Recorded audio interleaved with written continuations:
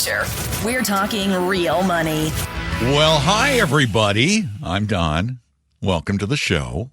We call it Talking Real Money because we deal with pretty much nothing but your dough. Okay, well, we kind of go off on some tangents once in a while. Hey, we're only human. I'm Don, and I'm Don. And that's it. That's all you get today. You get Don and Don because Tom's not here. Now, wait. We have a special guest host or guest hosts. You. Yeah. This is a really great opportunity for you and me to spend some time together because this is the day when we actually can have conversations. They call it Saturday. At least that's when we record this and do it live on the radio in Seattle on Northwest News Radio. So you call 855-935-TALK, 855-935-8255. And we talk about your situation. We talk about the things you're thinking about doing. We talk about how you should invest for a better retirement. We talk about how to create an income in retirement. We talk about how to invest for college. We talk about how to save on taxes. We talk about spending. We talk about gambling, which is what I think Tom is actually doing right now. Tom went to Vegas for his birthday. And he's not a big gambler, but he said he was going to place some bets in one part of the casino. Now, I'm not going to tell you which part yet, but if you know Tom, which kind of betting would you guess he will do in Las Vegas? Just think about it for a minute.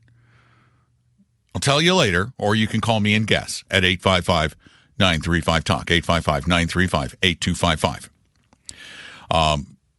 It's not investing. I think he knows that, although apparently there are a lot of people in the world who don't get the difference between betting and investing, and apparently some of those manage ETFs and mutual funds because since the approval of exchange-traded funds that can invest in spot Bitcoin, a number of incredibly greedy, conscience-challenged members of the financial industry have lost their way. They seem to have gone stupid, but what I think they went is they just went greedy. They were plenty greedy to begin with. Give you an example. On January 16th, Franklin Templeton tweeted or X'd. How can you call it tweeting when it's on a thing called X? Don't you need a new name? Anyway, they commented on X, quote, "In crypto, speculation is a feature, not a bug." Well, no, speculation is not investing. It's the antithesis. It's the opposite of investing. It's gambling. And yet we have firms like Franklin Templeton and the folks at BlackRock and the folks at, here, an article in the Wall Street Journal, Cantor Fitzgerald, the CEO of Cantor Fitzgerald. You remember them it was the tragedy they suffered in the World Trade Center. But Cantor Fitzgerald, the financial firm, their CEO said, holding $1 in a token is amazing. Dude, did you look at your hand? Are you holding anything? He's talking about Tether. It's nothing. In fact, there was even a lawsuit that maybe they didn't have the money backing it that they claimed they did. And yet we've got these people. We got Larry Fink, who just loves Bitcoin all of a sudden, just loves crypto. They're all crypto psyched out. Now, this article was honest enough to state the reason they love crypto is probably because Well, they don't really love crypto. They love the high fees that come from the ETFs that invest in a meaningless airborne token. We'll talk more about crypto in this hour. 855-935-TALK is our number. Tom and Don are talking real money. Your guides to a really great financial future. Tom and Don are talking real money. Hey, everybody. Don McDonald here. Tom is off for this weekend, celebrating in Vegas. I would love to hear from you, though, at 855-935-TALK. 855-935-8255. It's free. It's easy. And when you call, say hi to Jeremy. He's our new engineer back at the studio. I'm nowhere near the studio. I'm 3,000 miles away, so. But he's still there. He's doing his job. And hopefully you'll do yours, and that is to improve your financial future. Really? Isn't that what you want to do? Don't you want to live a better future financially? We all do, but we all tend to get caught up, well, in greed, in the greed of the process sometimes. And that's one of the biggest problems with cryptocurrencies right now, is everything is driven by greed. As I said, Franklin Templeton tweeted that it's all about speculation. It's not an investment. And responsible members of the financial community are saying what I'm saying. And a lot of the proponents of crypto will say, you're just a bunch of old fuddy-duddies who don't know what you're talking about. Well, there's a lot to be said for doing things in a way that has track record and history and performance you can look back on, and a reason to exist.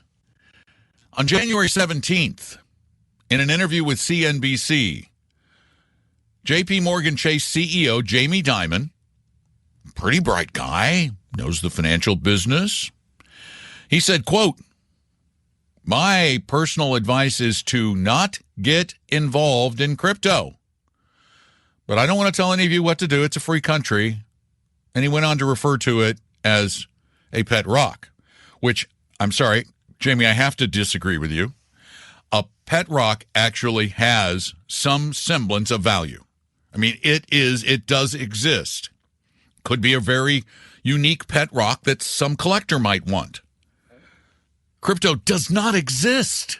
There's nothing there. Vanguard won't even provide, if you have a brokerage account with Vanguard, they will not let you buy Bitcoin ETFs, period. They won't let you do it because they want to protect you from yourself. It is a little paternalistic, but in this case, it's also darn good for you. One of the proponents, the Johnny or Jill come lately, or Johnny come lately, it's John. One of the recent proponents of Bitcoin, who runs an ETF, the Van Eck ETF, said, quote, "Bitcoin may help guard against the government devaluing your money." Well, that only works if you can buy something with Bitcoin, if people accept Bitcoin as a currency. But there are so many problems with even accepting Bitcoin as a currency. The biggest of which is the extraordinary volatility of this, quote, currency. It's more volatile than the Argentine peso. Nobody, no merchant wants to deal with a volatile currency that you have to which you have to adjust your prices, not just week to week or year to year, really is the way most merchants do it. No, you have to adjust your prices second by second. You see how complicated that might be? Second by second. No business can possibly pull that off. One more thing from this article in the Wall Street Journal today. And this is from the Financial Industry Regulatory Authority, FINRA. They did a review in 2002 of crypto-related communications from brokerage firms to their clients. Now, these are regulated. You really aren't supposed to lie to your clients. Now, do people do it? Yeah. But when it comes to crypto, though, they found that more than 70%, almost 3/4 of all the messages were false or exaggerated. So you have something that has no inherent value. It doesn't create anything. It doesn't make itself more valuable. Its value makes it impossible to use as a means of trade, almost impossible. The only people willing to accept that kind of volatility are people who want to keep their transactions very, very private. And who is it that wants to keep their transactions very, very private? You? No, how about you? Do you really care? I mean, okay, yeah, you want privacy, but really, somebody somewhere can see it, probably if they hack into the right system. Do you really, really, really care that much? Are you doing anything that might be a little shady, that might get you in trouble? Probably not. I would guess maybe 99.9% of you don't really care. You might pay lip service to privacy, but in the end, you don't really care. Who are the 1/10 of 1% or 1/100th of 1% who really care about total privacy in transactions? The people who are people who really should always care about that? Criminals. That's what Bitcoin and its ilk are good for. And speaking of its ilk, if there was just Bitcoin, I guess you could probably make a very weak case for it if it was just that. If there was one cryptocurrency on which everyone agreed. But there isn't just one cryptocurrency on which everyone agrees. Everyone, pretty much seems like everyone has a currency, a fake currency, otherwise known as cryptocurrency. There are, let's see if I can find the latest number. The last time I looked at a list of, hold on, I had one, but it didn't have every one of them. And I want to see if I can get every one of them available right now. All cryptocurrencies. Let's go to the bottom of this incredibly large database. And let's see. Doesn't give me the number, so I'm just going to... Well, I'll tell you what I'm going to do. I'm going to get you that... Oh, here it is. I got it. I found it. Ready? There are 8,844 traded cryptocurrencies. If we don't know what Bitcoin is really worth, how are you ever going to apply a value to number 8,884 on that list? Which is, let's see, what is the name of 8,884? I'm sorry, 8,844. Sorry. It's a cryptocurrency called ethical finance. It is total, all of them together are worth $272,000, which is probably $272,000 more than they're actually worth. 855-935-TALK is the phone number here. We'll talk about anything money. Tom and Don are talking real money. For your real life and real future, Tom and Don are talking real money. Once again, phone number here is 855-935-TALK. 855-935-8255. You can call me on Saturdays, every Saturday, and either I will be here or Tom will be here, and most of the time it's both of us. So stop by. You have a question about how to invest it, how to spend it, how to save it, how to not blow it? Call us. Call me this weekend and spend a little time with me.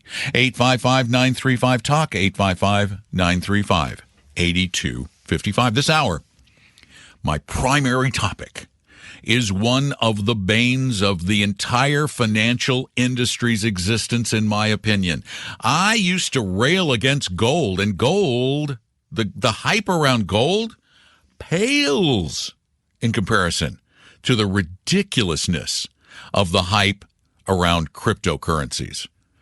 And I was talking earlier about how the big companies are now getting on the crypto bandwagon. Why? Not because they actually believe in it. No. They're doing it because there's gigantic fee revenue in it for them in selling it to you. They're not going to want to own this on their own. They want you to own it so you pay them fees. So the big wigs are just now getting, some of them, not all of them. Mentioned that Vanguard, they're totally shunning this thing, and good for them. But the little guys love this more than anyone because they see it as a way to stick it to the man, whoever that man is. I'm not sure which man we're talking about, but they're going to stick it to the man, or they are going to drag themselves out of the gutter and into high society. And coincidentally, in this morning's New York Times, there was a terrific piece. It was a really good piece entitled, "He's Lost His Marriage, His Followers, and His Lamborghini." It's the story of Ben Armstrong, who was a YouTuber who went by the name of BitBoy. BitBoy. I am BitBoy. Well, BitBoy has bit the dust. Sort of. Anyway, this guy, he was get this. Hey, and I love people improving themselves. I commend him for this. It's just he did it in a weird way. This is a guy who was a meth addict, went to a Christian college, got himself together, married his counselor at that Christian college. Then he tried graphic design. He helped run a car wash. And then in 2017, he started making really bad videos about cryptocurrency, about crypto news. And one day, he found he had an audience of millions because people were looking online. And now it's YouTube. So the age. They're looking for advice.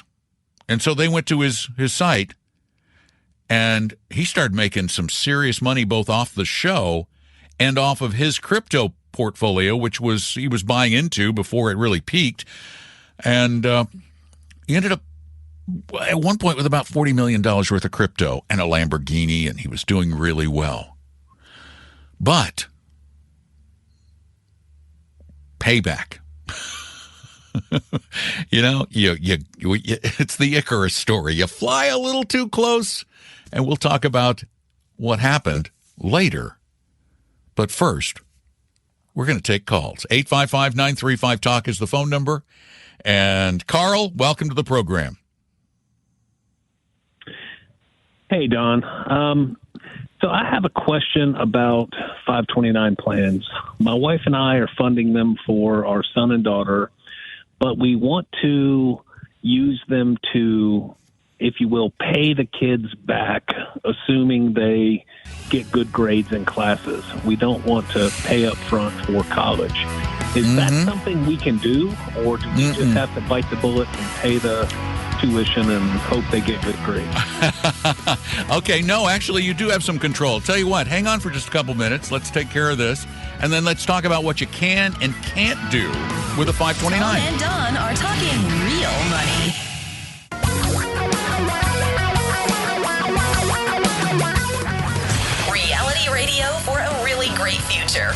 we're talking real money. Today's big topic is crypto, but the more important topics are the ones you call in at 855-935-TALK. 855-935-8255, just like Carl did. Carl's got 529s for his son and his daughter and wants to use those dollars as a carrot to encourage good grades and the like, determining how those funds are then spent for college and the like. Is that the gist of the question? That's it. Yeah, we want to pay them back when they pass classes, basically. Yeah, I think that's very fair, and you're going to love this. The 529 was actually created to make parents happy, not kids. Prior to that, there were UGMA accounts and stuff like that that became the property of the children at the age of majority, which is terrible. Terrible idea. You don't give an 18 or 21-year-old big chunks of change. The 529 you're totally in control of since you are the custodian. So you can decide when or if they get it. You don't even have to give it to them. Okay. You can give it to somebody else. Can they, if they take loans out for the classes, and we use the 529 to pay the loans off? Their education classes. Can you pay off the loans? I know you can use it for any education expense, but I don't know because the loan is after the education expense. Oh, now you've stumped me because you can use it for tuition fees, books, supplies, computer. I don't think you can use it to pay off the loan. No. So what I would do if I was you is I would set up a value.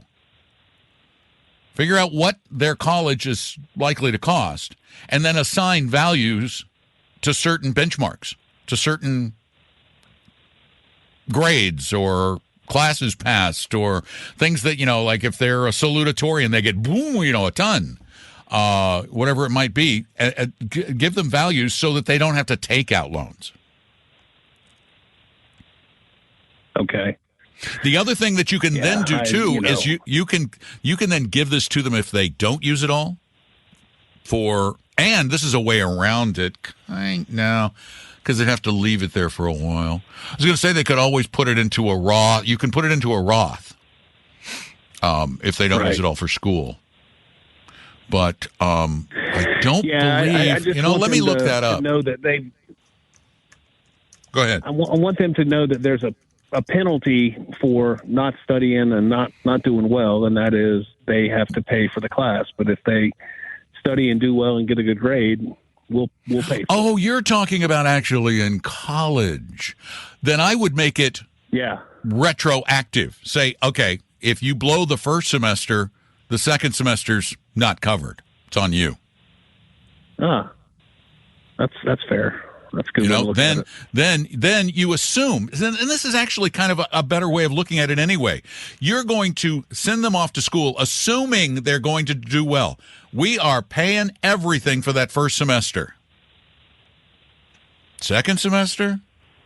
Yeah. You might have to cover that on your own. That's fair. Hold on. Right. Let me just. A 529. You can put $10,000 to pay down qualified student loans. Yes, I did just find it. Finally, I've been looking for it. Lifetime maximum of $10,000. It won't go very far. Hopefully, when they go to college in another 10 or 15 years, it'll be a little higher than that. But I really think that the best way to handle it, to make the kids, because you want to assume your kids are going to do well, is I would like to think so. You go in, you're saying, you guys, you're going to have a great college, but we know a lot of kids do stupid stuff. So to discourage that, please know that if you don't do well, if you don't go to class, if you get terrible grades because of lack of effort, then in subsequent years, you're going to have to start covering some of the costs on your own kids. Yeah, that's a good way to think about it. And Dad's going to give this to the other kid. That's right. Because you can. You're allowed to switch it around. All right. Thank you very much for calling. 855-935-TALK is the number, 855-935-8255. And I'd love to spend a little time talking with you about your money stuff, not just retirement, college too, and everything in between. Tom and Don are talking real money. Your guides to a really great financial future. Tom and Don are talking real money. Hello, everybody. I'm Don. Thanks for being there. We appreciate you. I appreciate you as we do a show live on Saturday that becomes a podcast the next week. And I really appreciate it when you call me at 855-935-TALK to talk about money and investing and speculating and retirement and buying things and selling things and saving money and avoiding stupidity, of which there is way too much. Way too much. And probably this generation's biggest financial stupidity is cryptocurrencies. And that's why I believe we must spend time talking about them, because I feel an obligation to try to save people from this stupidity.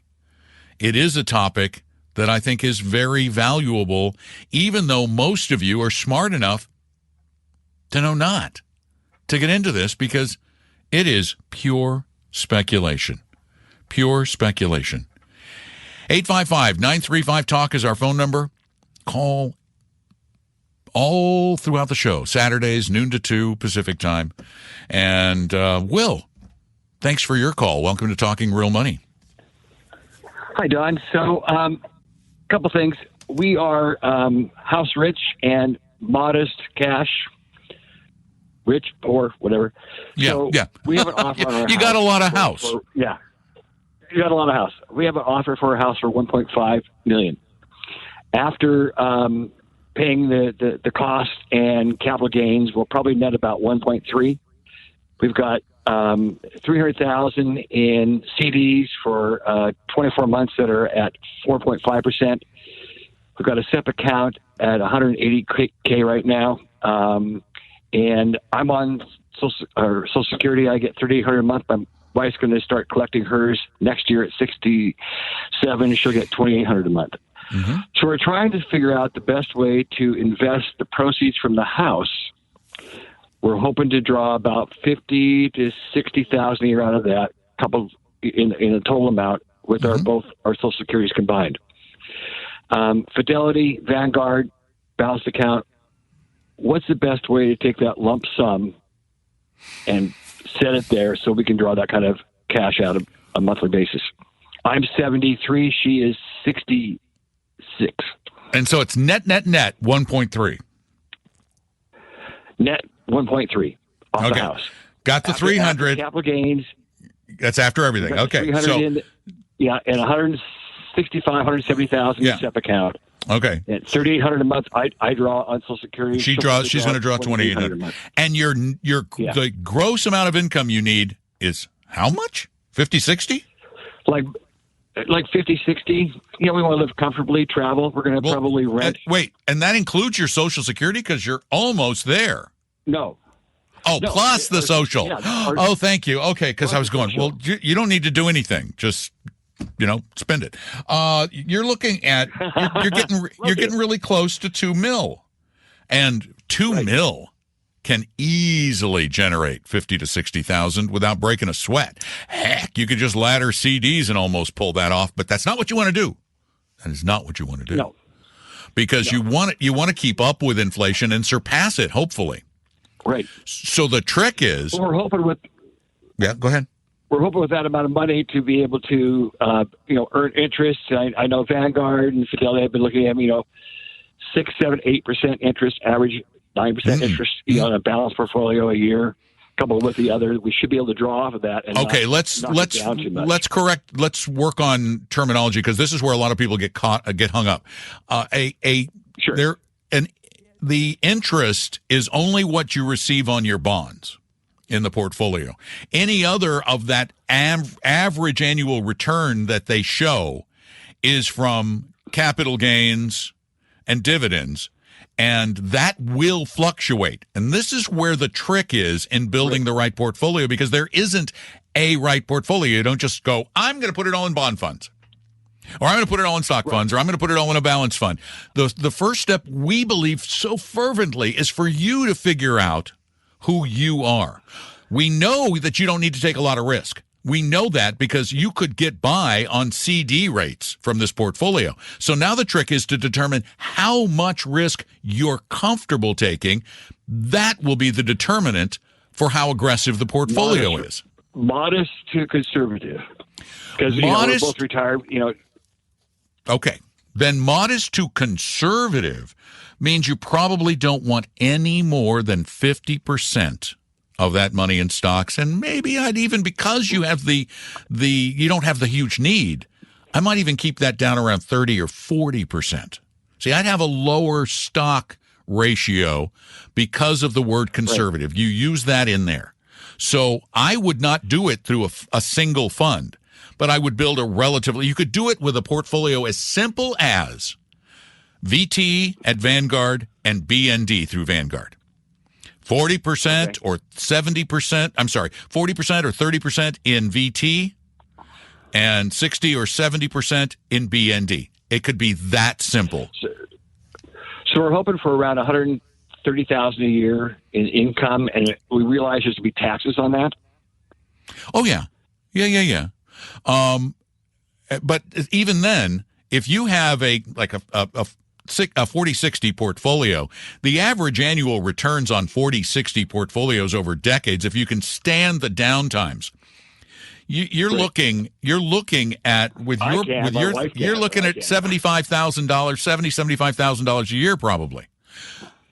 Here's what I would do is in terms of the income down the road. I believe in adopting what is called a flexible withdrawal strategy.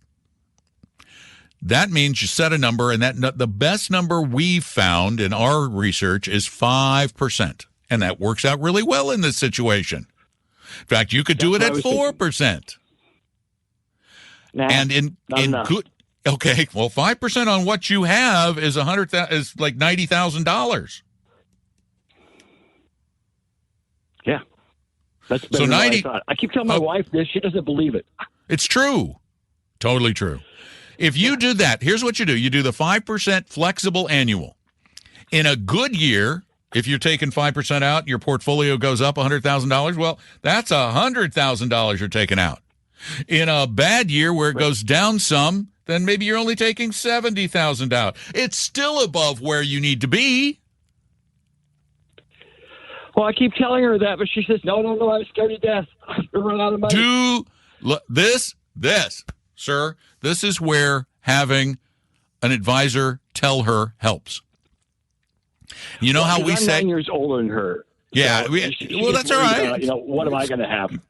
She'll have plenty. How we say meet with one of our advisors. They'll do it for free. I promise they will. They won't try to sell you anything. This is one of those things where you and she need to get together with somebody like one of our advisors for free. Free. I mean, free is really good. And just have them show her the numbers. They'll show you in black and white and colors how those numbers shake out. They shake out really well in your case. So we're paying like $35,000 a year just on maintenance of our house. And on taxes maintenance? And other things. Wow, man. Well, we got tax. Yeah, no. You're just talking about all the expenses. Yeah. Oh, don't! You're preaching to the choir. I still want to sell my house and downsize. Yeah. My wife won't hear it. But your math is good. The math is in your favor. You are in great shape. Thanks for the call. Tom and Don are talking real money. For your real life and real future, Tom and Don are talking real money. And before we wrap up the hour, I want to get to the end of the story of BitBoy. BitBoy is a guy who's been on YouTube and the like, touting cryptos. He once got $1 million a month for promoting a crypto gambling website. That's how stupid this entire industry is. Well, now, I mean, he bought a beautiful Lamborghini. He was making a fortune. Now the man is virtually broke. He started a new kind of crypto with a woman he ended up having an affair with, and he ended up getting divorced, and he's falling apart. It's such a typical story, this rags to riches to rags story, and it's almost always happening where something is of dubious benefit. It's almost always just a whole bunch of hype. And if you can learn to recognize the hype, you're going to be a much happier investor. And I am confident that history will show that Bitcoin and the rest in their current form were nothing more than a whole lot of hype. Now, I want to let you know that all of you in the Seattle area, this is going to be the last chance to get tickets for the live Retire Meet. We are that close to being sold out. You can't see it, but it's like that, really tiny. It's almost sold out, so go to retiremeet.com to get your tickets. And I'd love to see you there, where we're going to show you all kinds of ways to create a better future, from doing Medicare right, estate planning, and it's my mother calling. They gave her a phone, my mom in the nursing home, and so much more. So go to, let's see, we've got Weston Wellington from Dimensional Funds. We've got Paul Merriman speaking.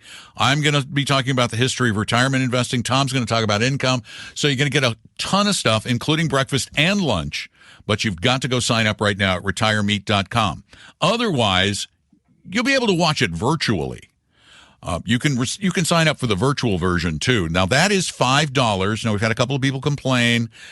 I don't know whose decision it was to put a price on it, but there must have had a reason. But the $5 is going to financial literacy charities. So it's for a good cause, and you can watch it online, in your pajamas. You don't even have to get dressed up and come down to Maidenbauer Center. So go check it out at retiremeet.com, retiremeet.com. And if you want to talk with me, I've still got, unless you're listening to the podcast, still got another hour. So give me a call, 855-935-TALK, 855-935-8255. And we'll just go off in any direction that is important to you, because I do want to make sure that you're on the right track to a better future and not making somebody else rich, like the people who are pushing Bitcoin ETFs. They're not doing it to help you. Most people out there in this industry aren't doing it to help you. So before you do those things that you sometimes do, you need to make a call to this show, 855-935-TALK, and then go sign up for Retire Meet during the break. Retire Meet is 10 years now. I mean, this is really one of the premier events in the country. As a matter of fact, they're trying to get us to do one I think we're doing one on the East Coast later this year. So it is popular, and it is almost sold out. So get your tickets now, retiremeet, MEET.com. The opinions and views expressed on this podcast were current on the date recorded. Opinions, estimates, forecasts, and statements of financial market trends that are based on current market conditions constitute our judgment and are subject to change without notice, including any forward-looking estimates or statements which are based on certain expectations and assumptions. Although information and opinions given have been obtained from or based on sources believed to be reliable, no warranty or representation is made as to their correctness, completeness, or accuracy. Information presented on the podcast is not personalized investment advice from Appella Wealth. The views and strategies described may not be suitable for everyone. This podcast does not identify all the risks, direct or indirect, or other considerations which might be material to you when entering any financial transaction. Past performance does not guarantee future results, and profitable results cannot be guaranteed. We hope you realize that the information provided on Talking Real Money is for informational, educational, and hopefully enjoyable purposes only. The podcast is not trying to get you to buy or sell any financial products or securities. Instead, the program is provided as a public service by Apella Wealth, a fee-only registered investment advisor. Please see Apella Wealth's ADV Part 2A on our website for information regarding Apella's fees and services. Apella Capital, LLC, DBA Apella Wealth, is an investment advisory firm registered with the Securities and Exchange Commission. The firm only transacts business in the states where it is properly registered or excluded or exempt from registration requirements. Registration with the SEC or any state securities authority does not imply a certain level of skill or training. Apella does not provide tax or legal advice, and nothing either stated or implied here should be inferred as providing such advice. Thanks for listening, and please visit TalkingRealMoney.com for more information and important disclosure related to performance of any specific index or fund quoted in this podcast. I think I need a nap.